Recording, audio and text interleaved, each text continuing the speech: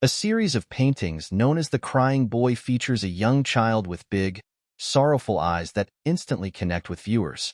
The boy's face, streaked with fresh tears, perfectly captures a look of despair that deeply moves those who see it.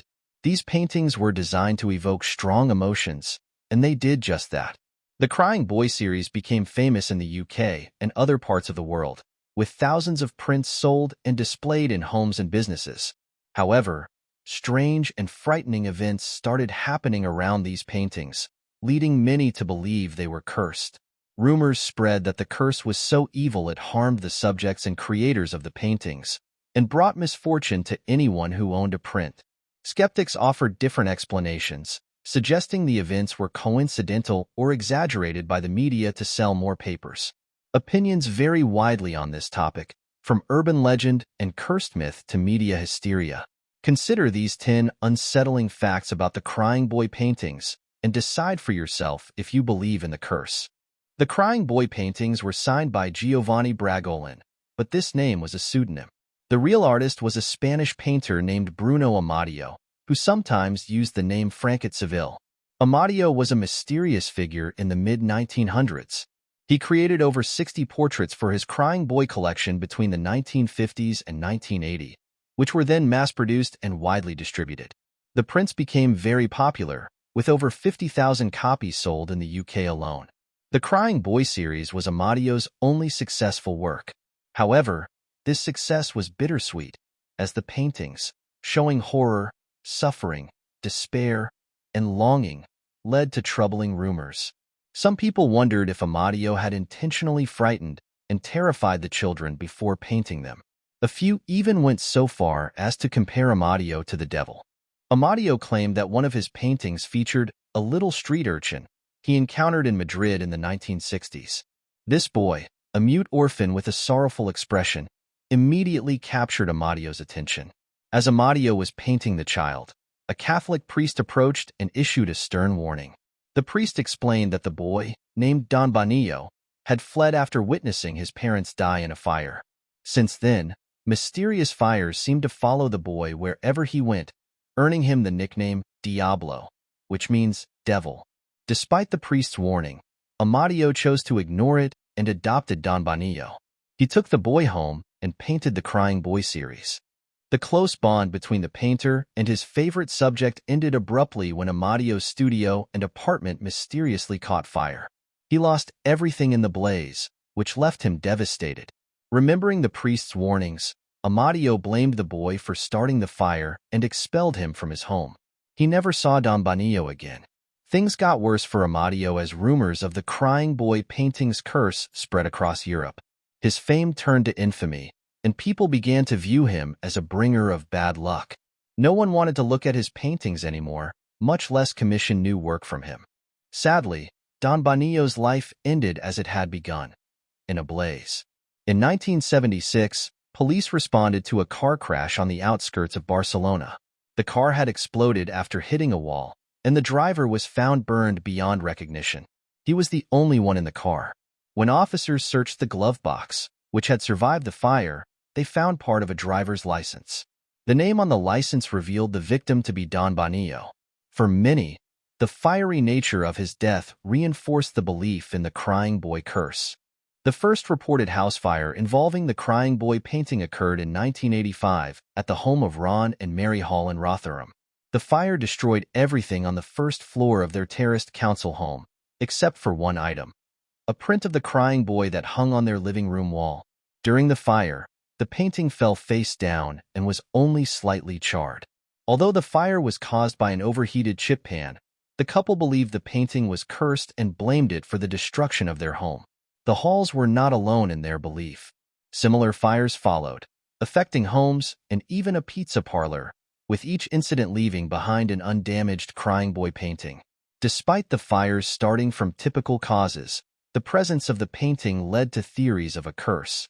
Reports of injuries and accidents after purchasing the print emerged, and many were horrified to find they couldn't burn the painting when they tried.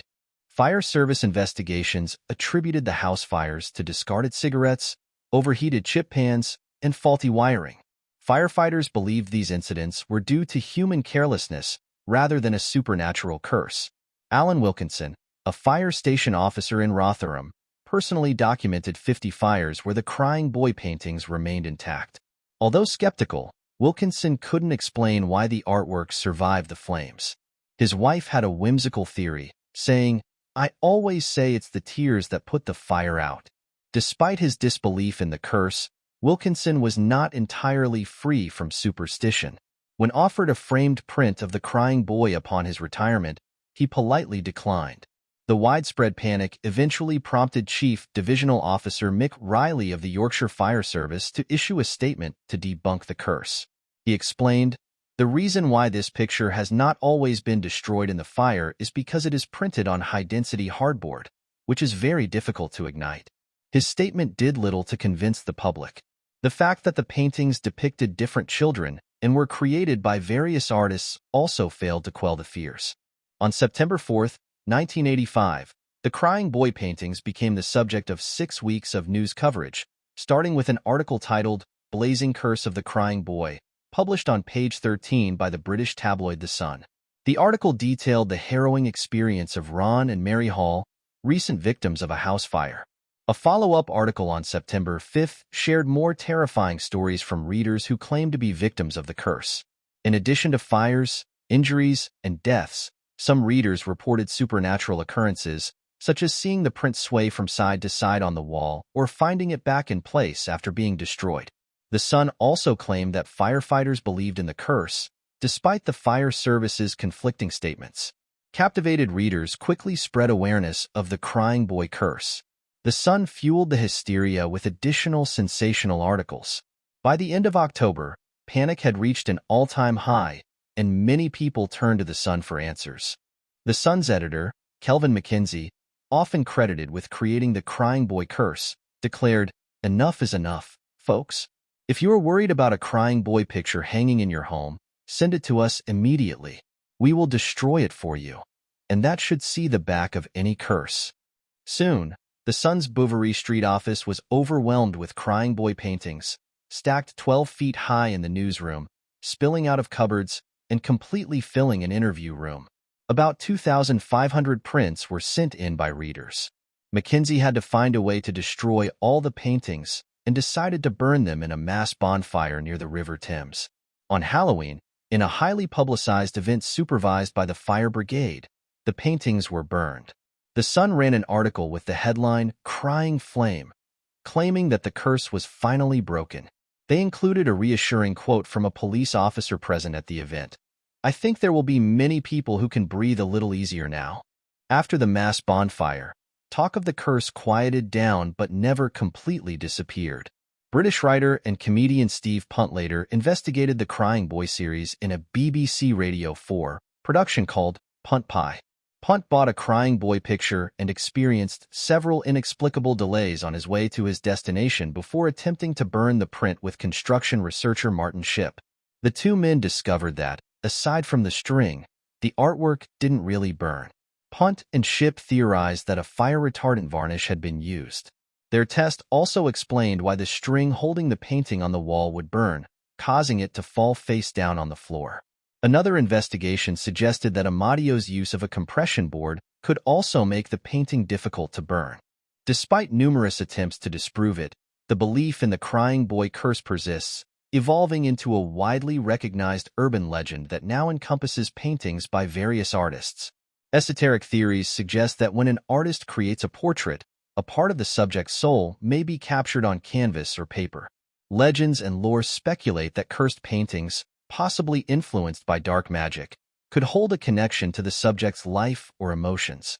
In the case of the crying boy paintings, the haunting expressions of these children, full of fear, sadness, and despair, evoke strong emotional reactions from viewers. This emotional energy, some believe, could linger within the artwork, potentially affecting those who possess or display it. But ultimately, it remains a legend, subject to individual interpretation and belief.